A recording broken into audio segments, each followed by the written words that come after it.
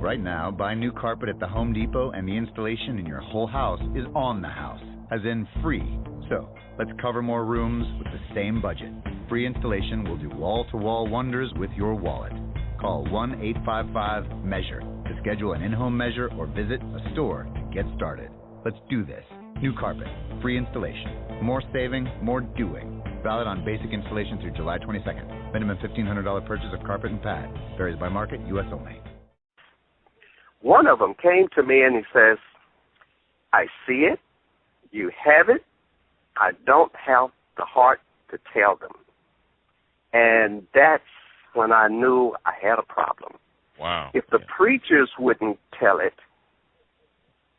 and you know our community, we really depend on the preachers to let us know what these biblical writings are saying. Right. Exactly. Then I knew I had a huge problem on my hand. I went to Dr. Kane Hopefelder at Howard. We spent a day together. He invited me out to Washington. We went over the discoveries. And I thought we had an understanding, and it would be years later before I saw his speech where he actually told people, I just did not see the benefit of announcing that there was actually another chosen people. I didn't see a benefit of explaining that the people now calling themselves chosen were not those. It was actually us. He was referring to what Isaiah had written at 1925, when Isaiah is saying that God says, blessed be Egypt, my people, and Assyria the work of my hand, and Israel mine inheritance. Some will even think that that means the people in place now called Israel is to inherit the chosen status. That's not what he was saying at all. When the black nations had come over from Africa and those that were already in the Americas, when they formed Egypt, the empire of kingdoms called Egypt in South America and Central America, which is why those pyramids all over the place. When they formed that, they wrote those histories, and they wrote them in records that we now have as the Old Testament. The man who founded Egypt, again, his name was Amen, A-M-E-N. That's not an argument. Anyone can find that in the record, in the ancient Egyptian record. He's Amen. They sometimes spell this name A-M-U-N, A-M-O-N, A-M-M-O-N. He's Amen. He's the same Amen that we see in the Old Testament. But when you really want to understand Amen, you go to Revelation 3 and 14, where it says Amen is a person who lived at the beginning of God's creation. We didn't get that. When preachers were approached with that one some years ago, they had to meet, and the best answer they could come up with was, okay, yeah, it's a person. It's not an expression like hallelujah, but it's referring to the Christ. No.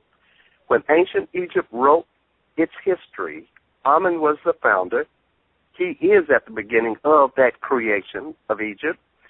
They were not writing a history of the planet, which is why his son, Cain, could go into another city and find a wife in another city. They were not writing the history of the planet. They were writing the history of their nation, of their black nation from the founding under Amen, and the Old Testament ends when Egypt's city, Thebes, Jerusalem, falls. That's amazing. Well, because I noticed, I was reading something that says that you were looking at the fact that the Old Testament is really about Egypt. It is. But you know what amazed me? I'm just listening. I'm baffled because we always tend to think that things doesn't matter. In other words, it's like, let this and run as usual. Don't ruffle the feather. We've been doing this all this time. That's what happens when people start talking about the fact that Jesus being black. Well, what difference does it make? That's what blacks say, and that's what other people say. Well, don't worry about it. It doesn't matter. What will but matter? It does. What will Of matter? course it matters. If it did not matter, they would not have taken this young 30-something black wonder and made him white. If the color didn't matter, they wouldn't have repainted him as a white Christ.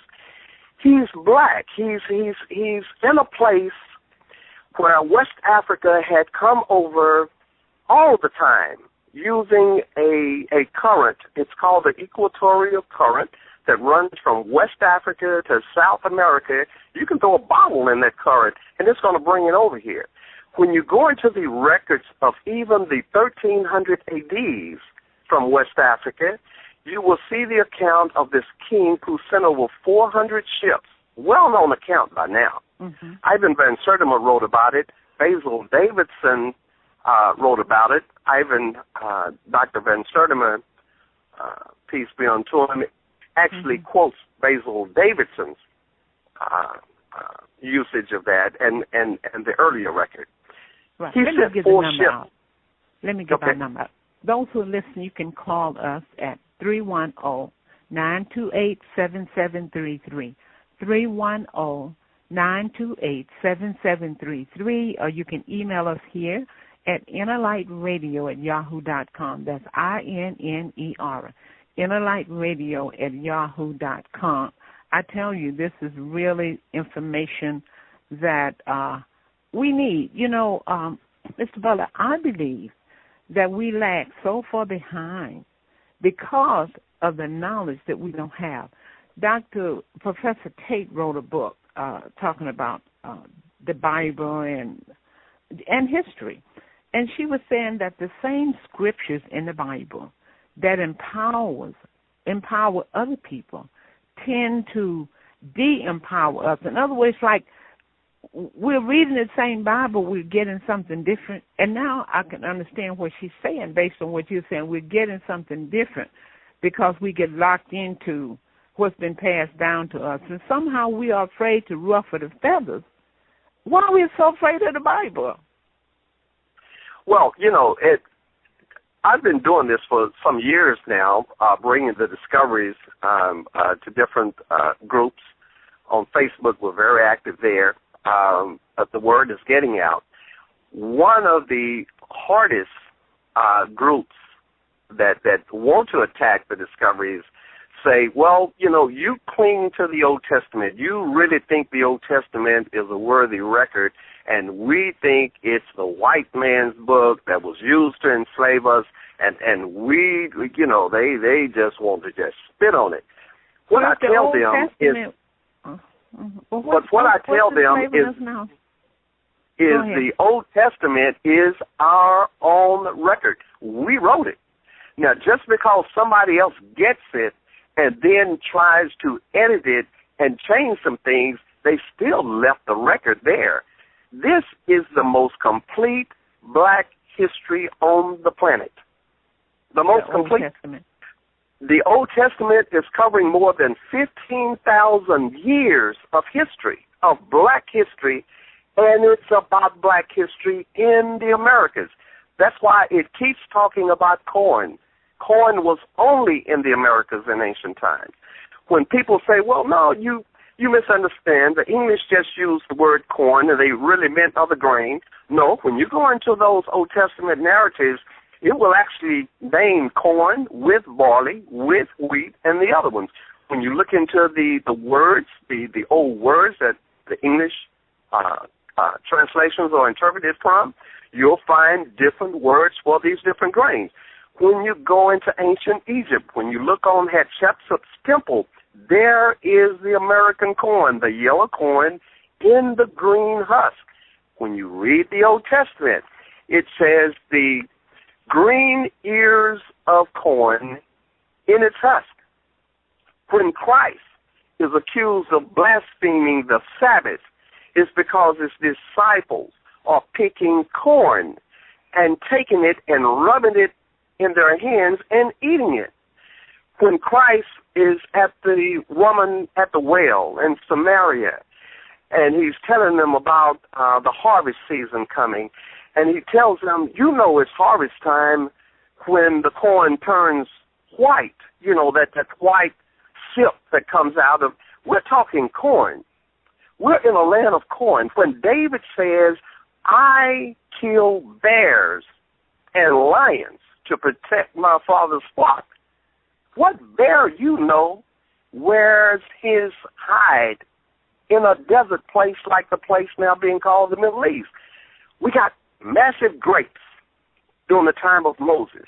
We've got corn. We've got bears. We've got lions. We've got mountains. Jerusalem is in a mountain in Peru. You don't have that stuff over there. This is our history. But when they wanted to bring about the enslavement of the very people who are the holy people of the Old Testament and the New, then they had to destroy our history. So when they came into America in the 1500s and took that black city in Mexico that was called Tenochtitlan, where ancient Memphis had been, the orders that came with the soldiers was to get every writing, every book they could find, and to stack them up in the city streets and to burn them to ashes. That was the order. It's still in the record that that was the order. The Vatican had to do that, because if you're the Vatican and you're sponsoring the invasion of the very place that was the Old Testament and the New, including the destruction of Jerusalem in South America, you don't want to be liable for that. And you're going to destroy the records. Mm-hmm. Yeah. That's what was happening. To destroy any people is to destroy their history. Got to destroy the histories. And they did it. Go ahead. And they did it. But now, here's where we are. When it's all said and done, what I found in these 14 years of going through the records and staying in those records and working them and bringing the nuggets back out, what I found was that even the Greeks are us. These are the black ones who came out of West Africa, out of the Nigeria region, out of the place that the Old Testament is calling Argob, A-R-G-O-B. And it says in Argob, you're going to have this 2.5 tribes that's set up at the end of the Exodus that came out of the Americas, crossed through from Brazil across the Atlantic. That's why they said across the flood, we set up 2.5 tribes. It wasn't flood. The term meant a lot of water. They were crossing the Atlantic. They set up 2.5 tribes in West Africa. Those came out of the tribe of Manasseh. You remember his descendant, Jair. So the place became known as Niger and Nigeria. With it being that major river in there, you get the term Nai for the river, Nai, Nu. Mm-hmm. It's Niger, Nigeria. So you have Mali there. You have Mali in the Old Testament. It's telling you those lands were in this region where the 2.5 tribes were set up. And when you have Argob there, when they came out to the massive World Black War in Central America, called the Trojan War at the Black City of Troy, that had been built on top of ancient Egypt's own city where Thoth had lived. Right. When you have that happening, these people coming out of West Africa from Argob became known as Argives. When you check your histories, you find that's the first name of the Greeks. They set up ancient Greece in Central America. That's how deep it's gotten. We are all of that history. We are the Greeks. We are the ancient Egyptians.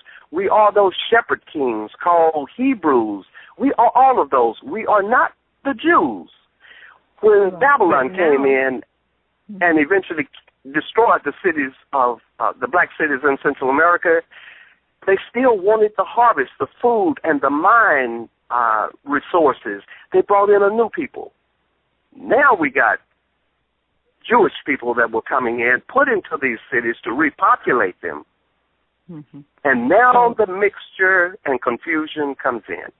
Right. And see, the only thing, what I'm looking at is that we are identifying with, and what everyone wants us to tie into, is our slavery experience and those people whom we consider having power, who we celebrate every year for Black History, because it's not a triumph in the people that we celebrate, not a triumph enough that'll make a difference in the whole race. You know what I found, Dr. Milligan? What I found was when the people say with as much fervor as they have said that the black mind is inferior, that the intellect is inferior, when you feel people say that and work as hard to make that be true as some people do, you have to understand that's because they actually fear the opposite. You know, you would try to talk your fear into in other being words, they know better. else. In other words, they know better. Yeah. They know the histories. They have our histories. They know exactly that this is the people who formed Western civilization, who launched learning around the globe. They know that these people are the so-called Phoenicians who came out of Southeast Africa and put their colonies in Venezuela, where you'll find ancient Tyre. You'll find the others coming in and becoming ancient Egypt and ancient Greece, and coming in and becoming the so-called Aztec. These are those 2,400 ships from Senegal that left out in the early 1300s, arrived on the eastern coast of Mexico, came in and built their city where ancient Memphis, the earlier ancient West African city, had been. These are the things we are now bringing. I can't wait for your lecture because, Keith, can you hear the passion? Have you heard this much passion before? Yeah, you can tell he's well studied. You can hear the passion. It's almost like it's his life's work. Right. It's it. Like what he was created to do. Mm-hmm. Yeah, exactly. You know, and I'm sitting here thinking, now, how badly we need this information, but will it have to come from somebody else for us to get it? Now, I hate to say that, but No, it's got to come from us. But I'm being okay. It's not going to come from anybody else. I mean, look. No, but what I'm saying, will we receive? We got to get this. If we get this, it'll turn our whole status around. We got to have something to identify with our that's people. important. That's us. This is our DNA that we're talking about, that someone else has really claimed our DNA, and we are thinking that we are a mutation or something. Yeah. Well, Here's the deal. When I would approach the major radio stations to bring this message forward, we don't hear anything come back from them. We know that the mainstream is going to balk at this. We know that the professors are going to balk at bringing this, and not necessarily because they're all racist and that they want to perpetuate the stereotype of white supremacy. They're trying to keep their job. When the white expert, Dr. Balabanova, accidentally found cocaine in the ancient Egyptian mummies, South America's cocaine, they ostracized her. They almost put her career out the window just for saying what was true and for bringing that forward. But that opens up so many cans of worms when you find ancient Egypt in South America. That gets close to what they had spent these last 500 years covering up. And they didn't want to lose the advantage that had come from that big cover-up. She got too close. Dr. Ivan van Sertima, when he started announcing the presence of the black presence in ancient America, the pre-Columbian black presence, all of a sudden, here are these scholars coming against him, funded by Jewish money. I didn't understand that. Why is it always the Jewish money that's behind keeping us from regaining these things? I didn't understand that until I found the ancient Egyptian city that they had built in Peru called Jerusalem. Once you find that, now you understand why they don't want you to know about the black histories that had happened in Central and South and even North America. Well, have you ever thought of maybe once we get that knowledge and fully understand it, we might be looking at a trade in places? I hope that even we, our own nation, our own people, can take the information that's coming and make it theirs without somebody else telling them it's okay, like you suggested earlier. Because for some reason, our people are people that they know are motivated by what they call the law of fascination. Right. If it becomes fascinating, if it's something that they can claim as status, if they can go to a show and say they went and you didn't, then they'll go to that show. It doesn't matter if it's any good or not. You know, it'll be a Tyler Perry production that might not bring out the very best of us as a people, but they'll be able to say, I went to that and you didn't. It's a status thing. Mm-hmm. Right. It's a law of fascinate, and they know we're fascinated. We'll buy that Gucci bag. Right. So when this kind of thing becomes and has the law of fascination behind it, mm-hmm. yeah, then we will accept it. But if the black mass media won't do it, we won't get it. Right. You can call 310-928-7733. We know there's a lot of people listening. Go ahead and call 310-928-7733. Now, you're going to be in Long Beach and you're going to be in Los Angeles, so let me give that information out. Mr. Butler, is it Dr. Butler? I want to make sure. No, this Butler. This Horace Butler. Okay.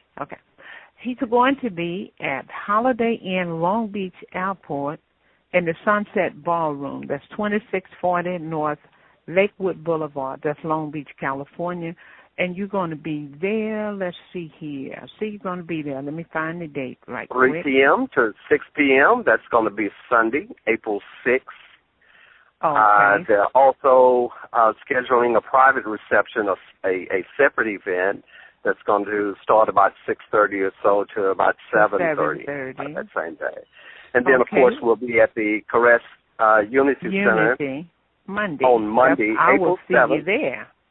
6:30 to 8:30. That's 7825 Southwest. And everybody in L.A. know what that is. That's the Church on the Move, who's always doing something, who are not afraid to bring in an earthquake. They are bringing in this one. And let me tell you, she talked me out of my retirement because I hadn't made a live presentation in over 8 years. But she made such a case that California is ready for this. And she convinced me. So I'm coming to California, and we're going to bring out the big guns on Sunday, and you're going to hear and see some things that you should have already had in your repertoire. You're going to have them now. You're never going to forget them.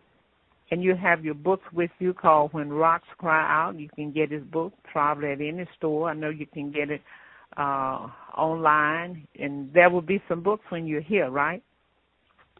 We are planning to have some books shipped there. I really wanted to allow the bookstores to have their trade and to be able to do what they do with books. But we'll have some books there as well.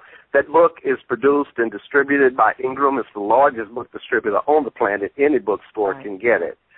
So hopefully they will, and they'll have those available for you. Now tell me, who published your book? As in the company? Yes. Ingram. The same one who distributes it. They produce it as well. Okay. Did you ever approach any mainstream publisher? I'm just wondering how they looked at a book like this. Very interesting. A literary agent, Natasha Kern, long time and very experienced literary agent, approached me when I was sending it around, and she sent the contract. She wanted to be the agent for this one. she guaranteed into the six figures for this, which was unbelievable. A first-time book author being offered over six figures or into the six figures for his first work, that's amazing. But when the contract came, what it said was that New York wanted to take out the black and the biblical. Wow. And I told her, well, that guts the book. And she says, no. She says, no. She says, we have a worldwide audience who loves ancient Egypt. And your discovery of ancient Egypt in Central and South America is going to set the world on fire. We know it's going to hit number one on New York. We have this. We have this. Just sign it. We've got this. And I was naive. I said, nah, we'll make this a number one bestseller on our own. That the black readers will love this. They'll want this. And it's going to reach the top on its own. I was wrong. We had so much resistance from our own people who just couldn't get it. They just could not begin to think they were such a people as had been found. No. It took years. Wow. You know what that remind me of? Keith, what was the name of the gentleman here who was did prison time? Geronimo Pratt. Remember that? Right. When Geronimo did his book, and I'm always reminded of that, Mr. Butler, it was picked up by a major publishing company. They had a white writer to write it. They gave one major book signer for him, gave him a big advance, and made the book history. Now, that was very important for them to do that because people knew that if they had a son or grandson that was incarcerated, and down in their heart and their spirit told them that that person was innocent, was railroad, if they had that book on their shelf, if they remember Geronimo Pratt, it would give them the fortitude to fight harder, to stay in the ring longer, to understand the perception and what's the possibility of people being incarcerated who did not do anything. That was a very important piece. So they had to make sure, let's give him a lot of money, and we will make sure this book will not be seen no place in the next few years. Mm-hmm. Wow. Well, I made the decision to go on and put it out without the huge support of the publicity machine of the New York publishers. And, I just knew I would be able to count on the black media and others, and I was totally wrong. The black preachers ran, the black scholars ran to protect their jobs. When the media didn't come on board and the professors kind of shied away, then, it made it become almost an underground phenomenon. Mm-hmm. But people found out about it, and they were just taking it off of the shelves wherever they could find it. And the people who's going to help change the course for us as a people, I think are going to be the underground, going to be those people who sometimes think least about, who are hungry for knowledge, who know that there's something missing. The young people know, I listen to them, I work with them a lot. They're saying, I don't know what, but something is missing. Yeah. Something, a recipe was left out of this cake. I'm telling them, they know that. So they are searching for it, and they are trying to find it. And they're going to be the one that's going to take this kind of information, we can get it to them. And say, you know how a kid do when somebody, tell you you don't have no daddy. And all of a sudden he show up and how you stick your, I got a daddy. He is. Let me tell you what else I found. I get these messages that come in from readers who do read When Rocks Cry Out and share it. And I get letters all the time, and I'm surprised that people in their 30s are getting the book and giving it to their parents and grandparents, and the grandparents are eating it up. Grandfathers in wheelchairs can't get enough of it. They were saying all the time, they already knew this. They just didn't have the documentation. They knew it. They knew it. They didn't. It's something that gets in our spirit, Yeah. That let us know that something is wrong or something right. But we're tricked into the fact that we can't validate it scientifically. You know, I think that's part of what was going on. And I haven't seen the new movie. I just thought about that when they say it's God dead. I think it kind of reminds me of what I heard about that. They always want us to validate anything, but they have not validated that Columbus discovered America, but they won't erase that lie. Well, you know, here's the deal behind Columbus, and we'll be brief with this one. Columbus was not looking for a new world. He knew the Americas were over here. Mm-hmm. We didn't know that. They didn't tell us that that Columbus had gone to West Africa before he came over here. He had gone to the very place where the people were crossing the Atlantic coming to the Americas and had been doing it over 15,000 years. He had gone to where Elmina was. And now suddenly he comes back to Europe with this fire to want to go across the Atlantic. Mm-hmm. And when you check his notes, when you check what he left in his biography by Washington Irving, Columbus is saying, when I get there, I'm going to be the one to reconquer Jerusalem. He knew exactly where he was coming. Yeah. When you see Columbus talk about the island of Topanga, we say, that's Japan. No, it's not. When you look at Mexico, in that black civilization where ancient Memphis had been, where Mexico City is now built on top of ancient Memphis, they had a man-made sea that they had built there.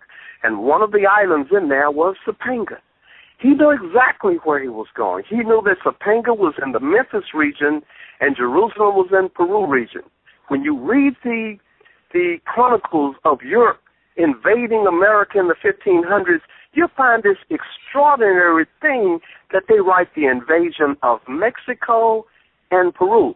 Well, if you just found the Americas and you just found Mexico, how in the world do you know about Peru hidden on the western side of South America? Why is it important to perpetuate that lie? Yeah, of course it is. It's the advantage. Mm-hmm. As long as we don't know who we are, then we won't live up to the DNA potential.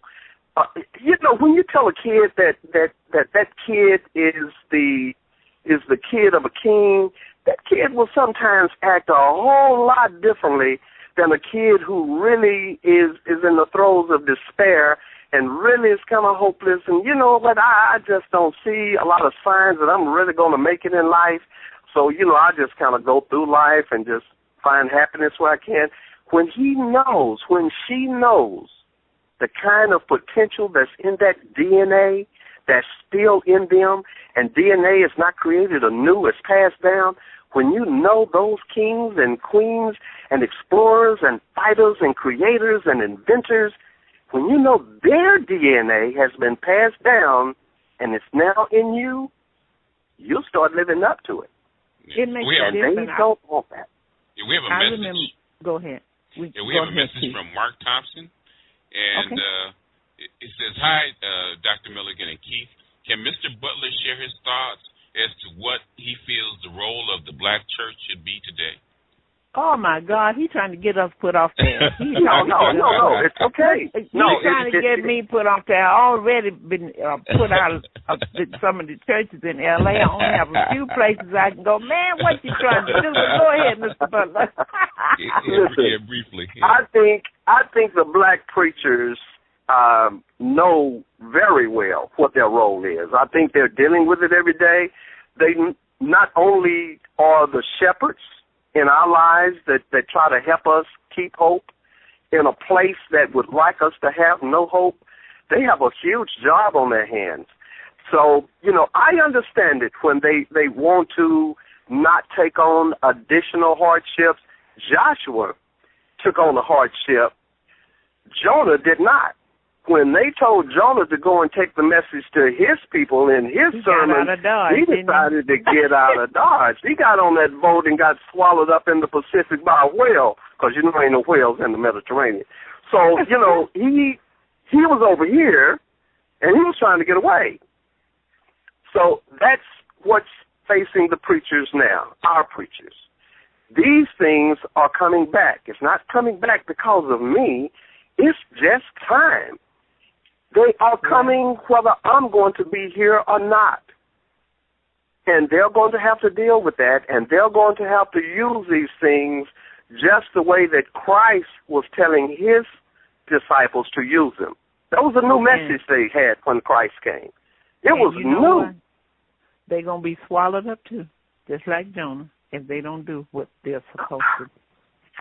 Well, those, when we said black church, we paint them all with one brush when actually I've seen preachers out there, they work from sunup to sunup, and they are at the hospital beds, they are at the birthing chambers, they are at the jails, they are doing what no one else will do. And then, of course, in that same industry, you have others who are there making a quick buck, straight out of the prison, and knowing it's going to be hard to get a job at that felony, but they will preach. And then others who actually did get a revival while they were locked up and came out, and they are firm in heart and want to do the right thing. We say black church like it's one thing. It's not. It's made up of the people who make up the black church. And since we are so varied, then the church is too. Until we change, we will be the ones to change the church. But let me ask you this. I feel that the black church is going to have to come to a position to release, if they have to, this thing called nonprofit. If they want to practice a liberated and teach a liberated message, they can't say, they're not free. They can't say what needs to be said. Now, when we understand how important it is to support the church that takes on a liberated stand, that they can survive without saying, well, I'm nonprofit, then we will understand that freedom is not free. Once we understand that freedom is not free and say we're willing to pay our way, that's going to make a change. Because you know how they're slamming doors or shutting down, because church is not supposed to mix with political issues, but nobody cares when it's not harming anybody. So if a politician come to your church, is in the pulpit just like he's the preacher, telling people who to vote for, as long as it's not ruffling some major feathers, nobody's going to come after you. Well, they know that that's where they're going to go to reach us anyway. They're going to go into the churches. You mentioned the nonprofit thing. Now, Christ did tell his disciples, go out and to make sure that people know that your heart is right and that you're not in this for money and that you're in it for truth, and don't even have two coats apiece. Split it and share it with somebody else. Go, don't have money, don't have any of that. Let the people take care of you. I don't want you going looking like this is about money. That's what his instruction was to the people who were going to carry his religion. But even Christ, as a nonprofit, couldn't get anybody to really follow him but his few friends and disciples, not his friends, but those disciples, until John told him, follow him. Somebody else had to tell him to follow Christ. And then when he delivered that major message, they all walked away. Here is the original nonprofit. He was not for profit. He was not trying to get the house on the lake or the mistress home and any of that. He actually was the nonprofit. And they walked away from him, too. We are very difficult people. And that's what these preachers are having to deal with. So why do you think they are fearful what you are saying? Is it because I know one young man here who did a book called From Speculation to Revelation. And I was saying to him, I said, well, what you're saying, what you're doing, maybe you need to get under the umbrella of a ministry. And then maybe, people will take you a little bit more serious than you out here doing it on your own. And he said to me, well, how can I do that? Because they don't believe what I'm saying. They don't teach what I teach. They don't want their people to know what I'm saying. And if some of them do want them to know, but they want it to come from them, that one minister said to him, I will buy this book from you, and you just go on about your way, and I'll get it out there. Sometimes that's what it takes. But again, we are difficult. We are. if we were difficult, you there? Yes. Yeah, we're still here. If it was that difficult for the Christ, where even Christ couldn't get us as a black people to get on board, then that says something. And that was a predominantly black crowd he was speaking with. Remember, Christ said, okay, I'll walk no more in jewelry. You know, he was getting to another place. When the black king from Venezuela told him, I hear they're trying to kill you, but you know what? You come to my nation right here, I'll take care of you. We'll protect you. We'll keep you here. It was a racial thing.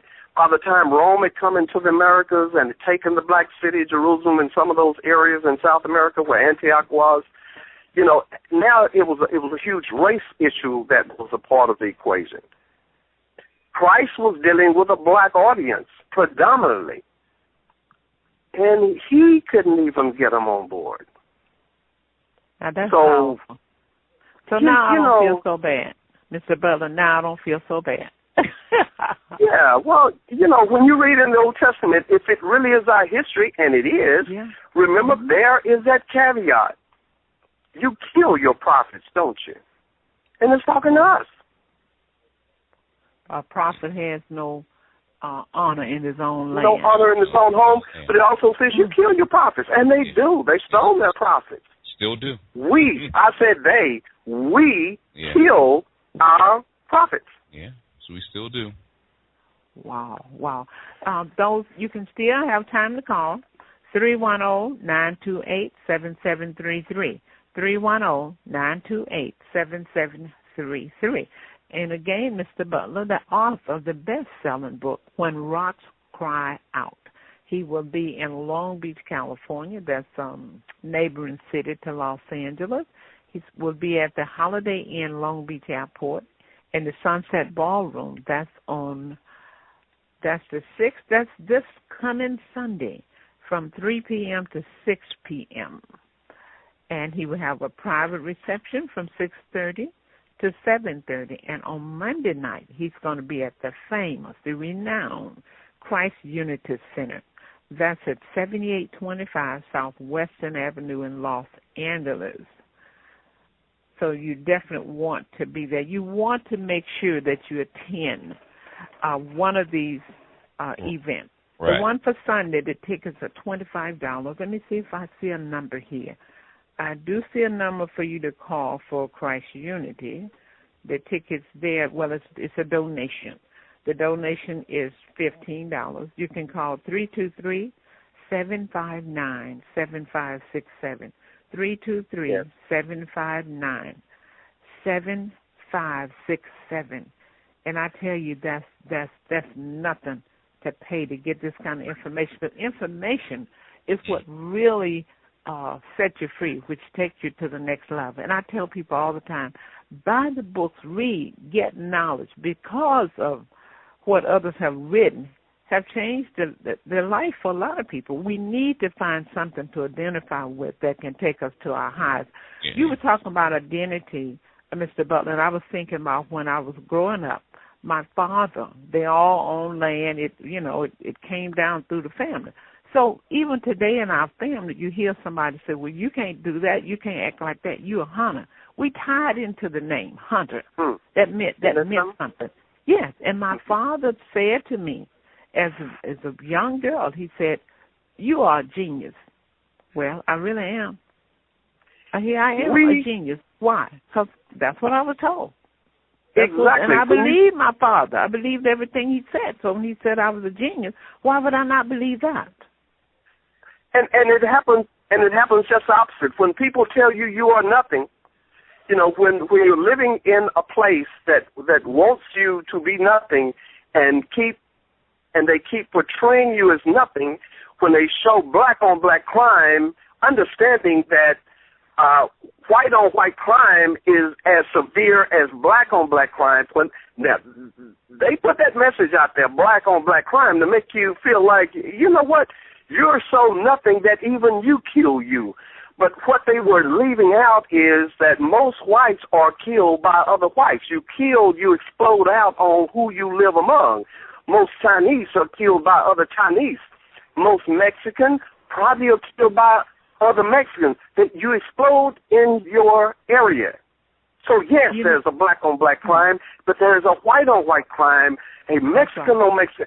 It happens, but they only publicize black-on-black crime. We can't say that. We can't use that phrase because it was put out there to kill us in our minds.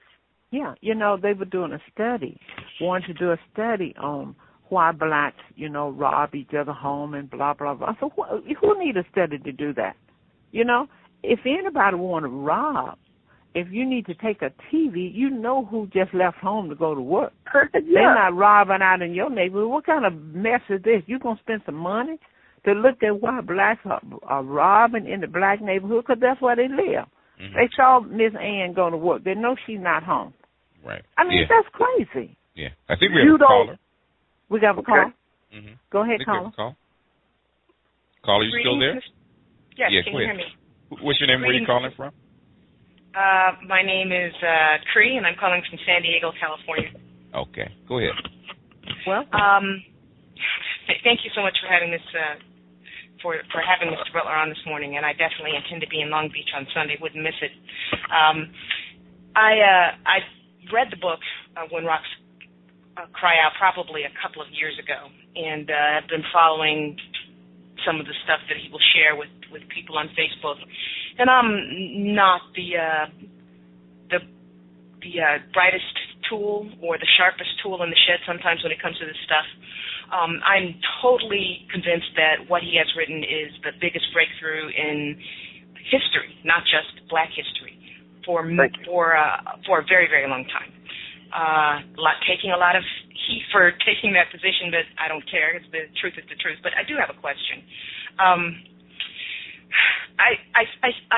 a little bit confused on what your position is, if I may say, maybe theologically. Maybe I got it wrong, but what I got from the text was that what is in the King James Bible is a distillation of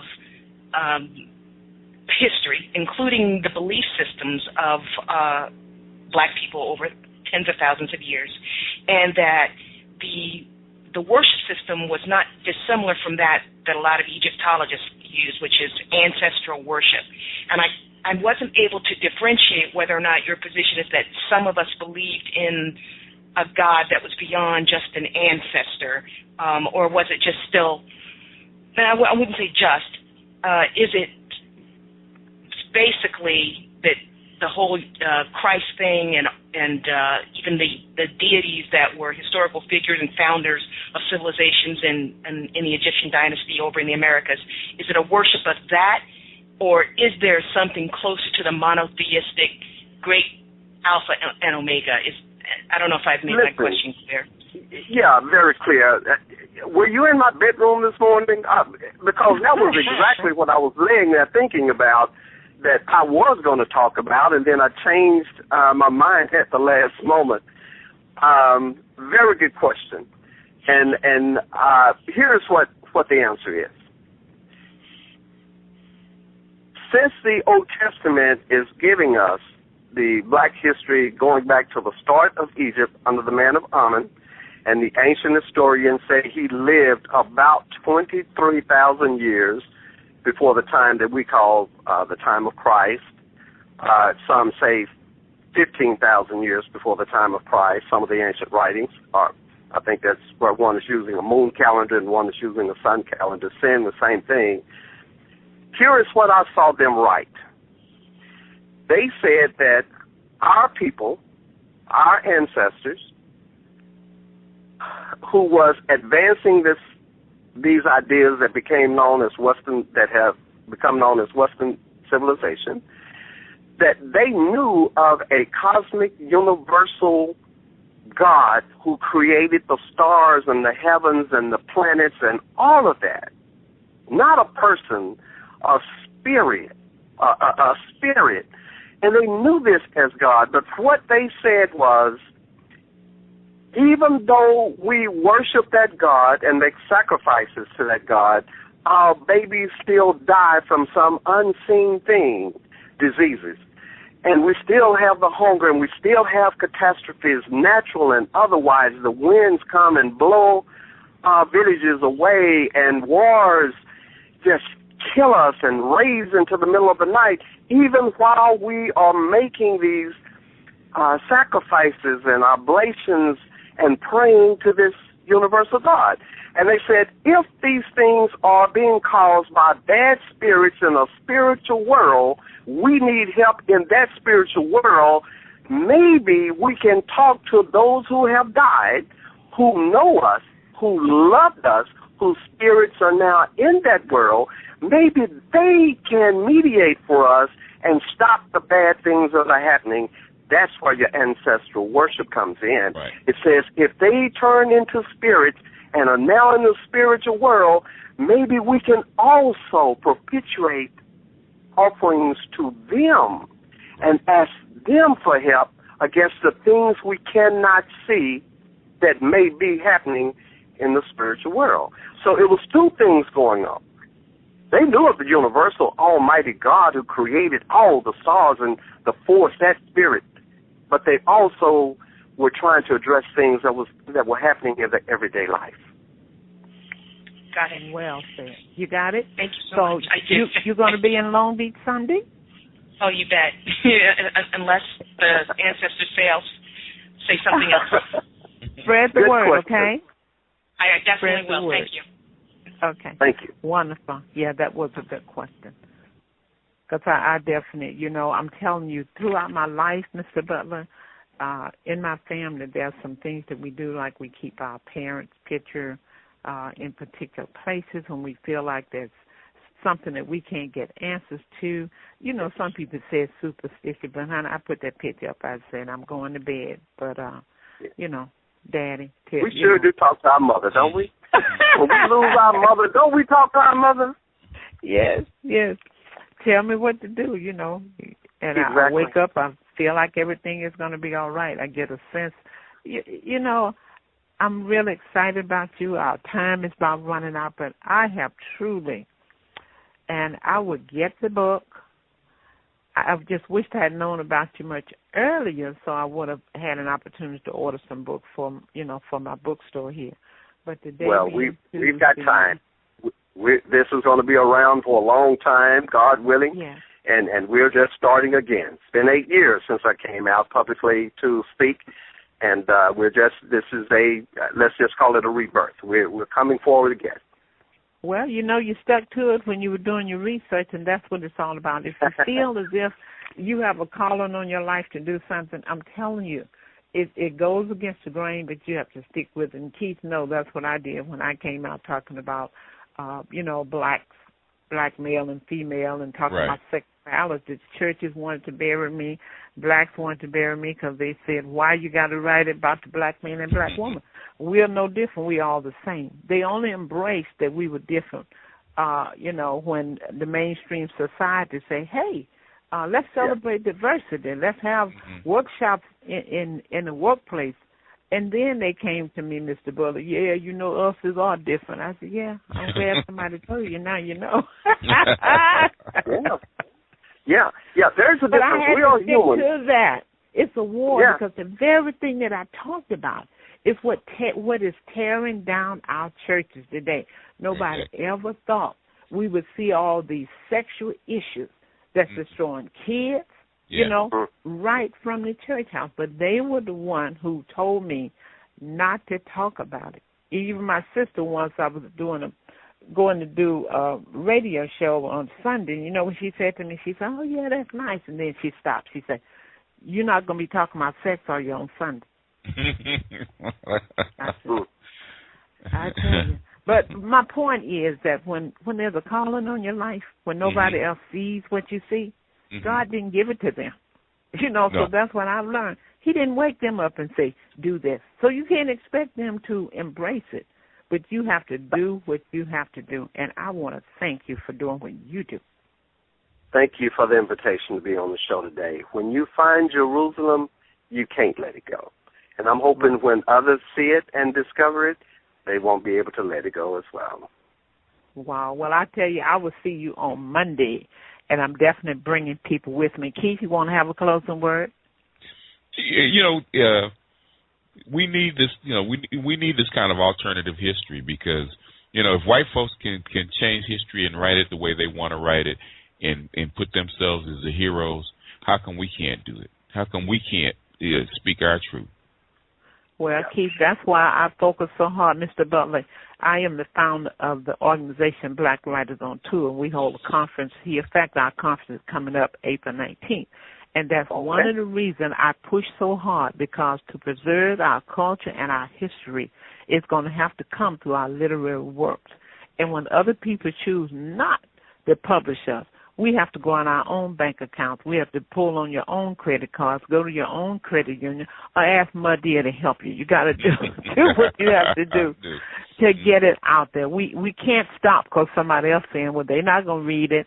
This not going to sell unless you put this in. I appreciate the freedom of being able to write what you need to write because it's for a purpose. Again, I want to thank you so much, and I just can't wait to meet you. Well, it's going to be my pleasure, and I'll look to see everybody out at the Holiday Inn in Long Beach on Sunday. It's going to start about 3 p.m., I hear, till about 6. And like I said, we're going to bring something you've not heard before or seen. It's going to be something you will never forget. Looking forward to it. May you always be blessed and keep doing what you're doing. Thank you so much. And y'all have a good day now. Thank you. Take care. Well, you all, same time next week. You know how we do it. We bring it on in. If nobody brought it before, people wait for things to come to town. Keith and I believe in bringing it to town. So we want to say good day to you. And you know what? We have another great show coming up. What's coming up, Keith? The next show is Extended Insights with Jamila Shabazz and Light Energy John Christopher.